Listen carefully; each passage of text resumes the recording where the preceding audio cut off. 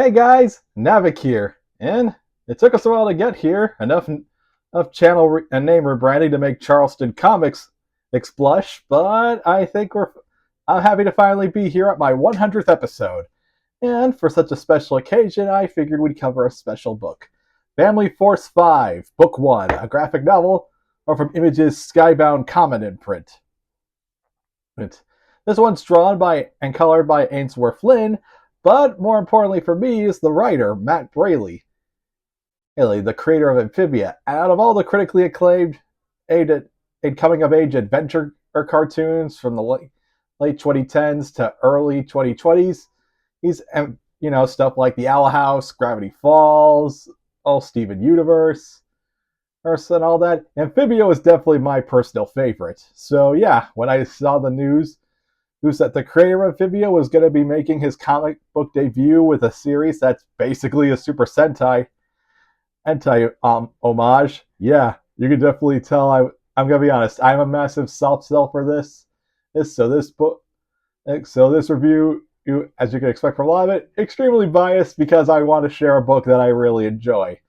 Though fair warning, because this book is really long, and also because I do want to give you guys a chance to read it for yourselves. I am not going to be summarizing the plot all that much and try to avoid as much spoilers as I can while talking about this book. But I will say this: as a fan of both Amphibia and Super Sentai in general, well, this book is an absolute love letter to both of them, and it feels like a perfect combination of combining East meets West.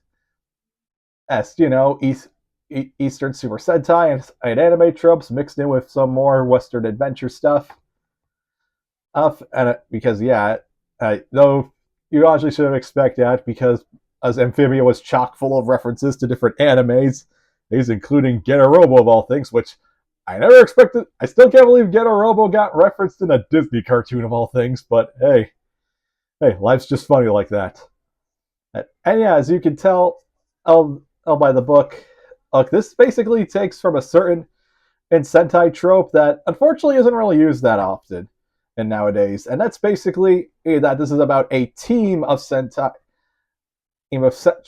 heroes who are called the Moon Troopers. Think like Five Man, Go Go Five, Maji Ranger, or the former two, the Power Ranger seasons Lightspeed Rescue, and Mystic Force. Though those changed it up by not having the team be all family members.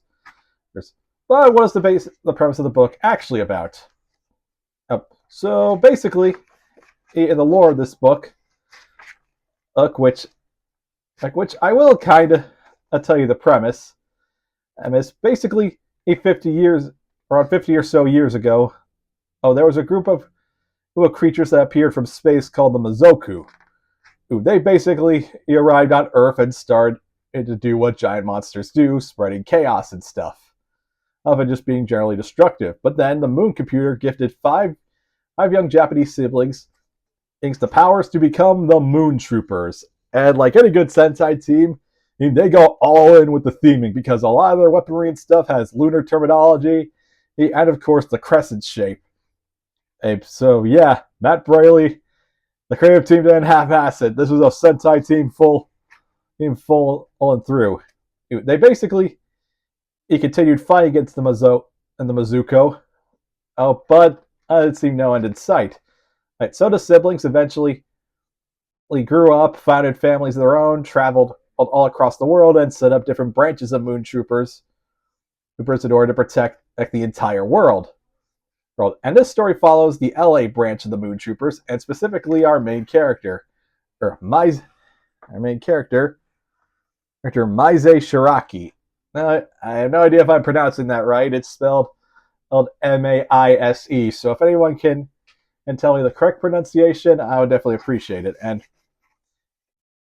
And yeah, as you can probably tell just by the art and stuff, this art is very expressive, very kinetic, and very appealing to look at. I can definitely see this being adapted very well in animation, either for an animated movie or a TV show. Oh, and yeah, and then you can definitely tell there's I'll let Matt Braley let his Amphibia reference. Let's go through because some characters, especially through more comedic bits, are drawn like they're part of Amphibia. And yeah, the art is really cool. Every character looks distinct. The design of the Moon Troopers, first, the design of the individual Moon Troopers are incredible. Incredible. The monsters look terrifying enough. Then yeah, the book just feels the art just feels incredibly vibrant. And moves at a really good fast pace. And yeah, there's a lot of and the characters. Well, let's talk about the characters. I'll say this: Family Force 5 is probably the perfect example of doing. Let me see if I can word this properly. So I'm sure that many aspiring writers and stuff, and myself included, when you get into writing, you will often hear the worst writing advice ever said: to avoid cliches like the plague. Like, it's meant to encourage writers to try to think outside the box and try to come up with something wholly new and original, however, as you become an actual writer, you discover that being wholly original is kind of like looking for a needle in a haystack or trying to find the actual holy grail. Everything you could think of has been done before, or it's all a matter. So it's more really a matter of the execution. Hell, even some of the stuff that we see as genre defining was inspired by previous works. Just look at Star Wars, for example. Oh, that series was inspired by Flash Gordon, westerns, and samurai films, and basically combined and formed something wholly unique. And Family Force 5 does kind of feel like that.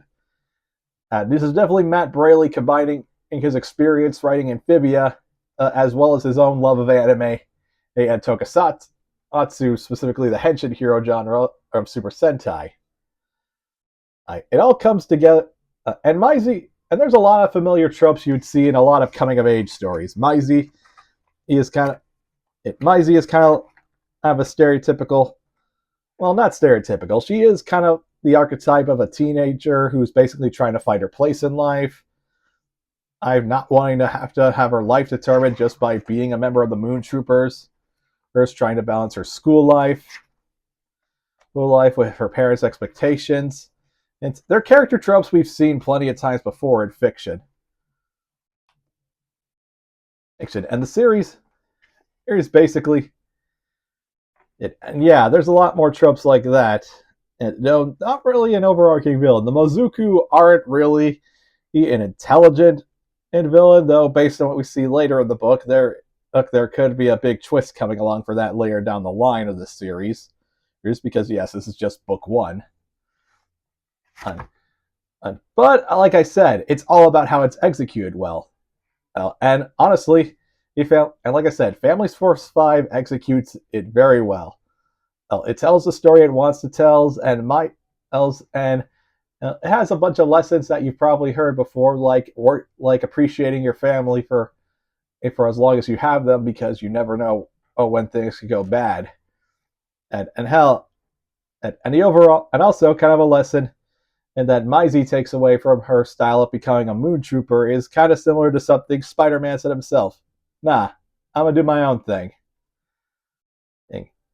And yeah, again, don't really want to go too heavy into spoilers and stuff. But I think I said all enough to get you guys interested. The art, if you love Super Sentai, you love coming of age adventure stories, like especially if you're a fan of Amphibia and stuff, then you're gonna get a real kick out of this book. And hell, with all the praise from various different creators over the years plastered all over this book, I think you guys will enjoy it. And yeah, so that's the talk about the book. And yeah, since we're at the 100th episode, I kind of want to share with you guys why I decided to even start this and why I stuck around for 100 episodes. Yeah, you guys will obviously see that my videos aren't always of the highest quality. Sometimes I ramble a lot. But I wanted to do this because in the comic book space, and fandoms and comic book fandoms in general, there's always this ever since it's just something I've noticed since I joined the comic book fandoms in online space in 2009. It's that comic book fans tend to be, I, despite claiming to be fans of a genre that is incredibly colorful, very imaginative, and a lot of times can be earnestly silly.